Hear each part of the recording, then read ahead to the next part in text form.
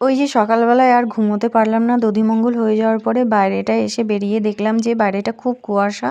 আর দাঁত মাজতে মাজতে কিন্তু বাইরের বিয়ের প্যান্ডেলটা আমি ঘুরে তোমাদেরকে দেখাচ্ছিলাম। এখানে কিন্তু পরিবেশটা খুব সুন্দর আর গ্রাম সাইডের একটু মানে গ্রাম গ্রাম টাইপের। আর প্যান্ডেলটা কিন্তু খুবই সুন্দর করেছে। আর আমাদের ওই দিকটা কিন্তু গায়ে হলুদ হবে, তোমাদেরকে আমি নিয়ে যাচ্ছি এখন, চলো ওই দিকটা দেখাচ্ছি। আর বাড়িটা কিন্তু খুব সুন্দর করে লাইট দিয়ে সাজানো হয়েছে, রাত্রে সেই লাইটগুলো জ্বলবে। আর ভেতরে কিন্তু অলমোস্ট সবার স্নান করা হয়ে গেছে। আমি লাস্টে স্নান করে মানে এবার আমি ব্রাশ করে স্নানটা সেরে ফেলবো। এইখানে হবে মেয়ের গায়ে হলুদ। আর গায়ে হলুদের পুরো সাজটা কিন্তু মেয়ের কথাতেই হয়েছে। মেয়ে কিন্তু এই পদ্মফুলের উপর বসে গায়ে হলুদ হবে। মেয়েকে কিন্তু এখন 8:30 বাজে, বৃদ্ধির জন্য রেডি হতে হবে। মেয়ে অলমোস্ট রেডি হয়ে ফটোশ্যুট করছে। আর এখানে ক্যামেরাম্যান কিন্তু 8টাতে পৌঁছে গিয়েছিল।